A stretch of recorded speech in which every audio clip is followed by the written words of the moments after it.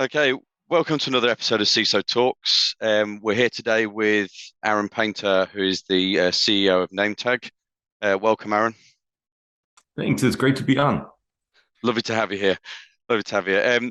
What we're really going to talk about today is why it's hard for companies really to trust the identity of users, especially online over the phone. It's always it's always been a problem. It still remains to this day that it is.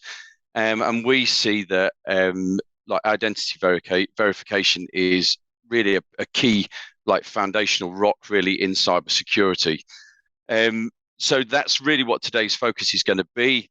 It has that dramatic cycle. So security teams want to implement MFA, but the product and growth teams either resist with the added user friction, or the customer support teams prepare for like the barrage of like user lockouts, frustration, complaints, and so on. And we don't think it really should, like, it doesn't have to be that way. But it seems to be that it is, like more and more so like currently. So in terms of what you think then, what do you believe is wrong with the way people access like online accounts today? Yeah, I love your assessment of today's situation, and it is unfortunate.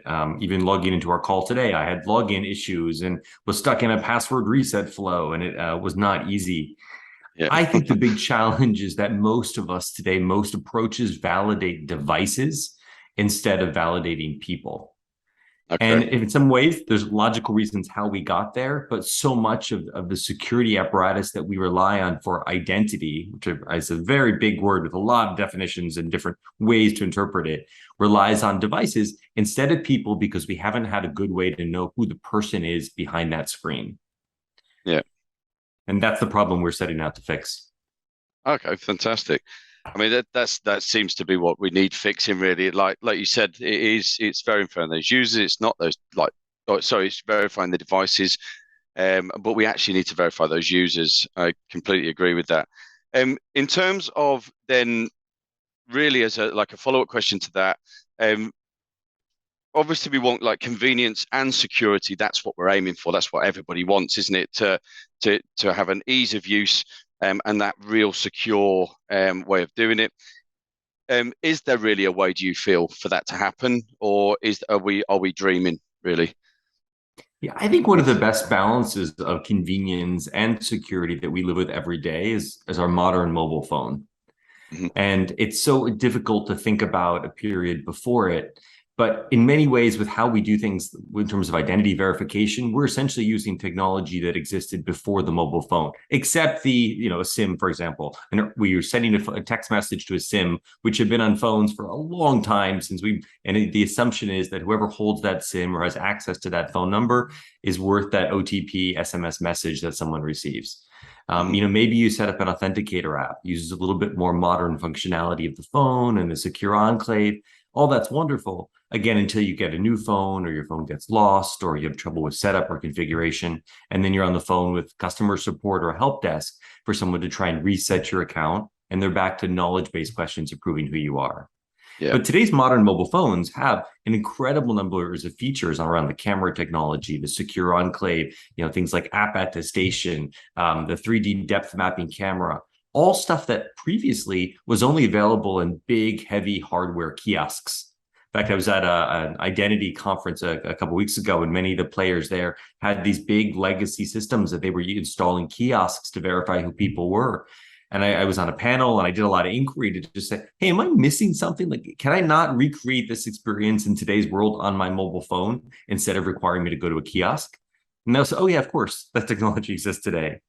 And so that the fact that we have these tools in our pockets that already have a way in most of our lives to balance security and convenience, we feel like we can use those tools to bring that balance of the two to every people's everyday experience and how they're accessing websites or getting customer support or proving their identity.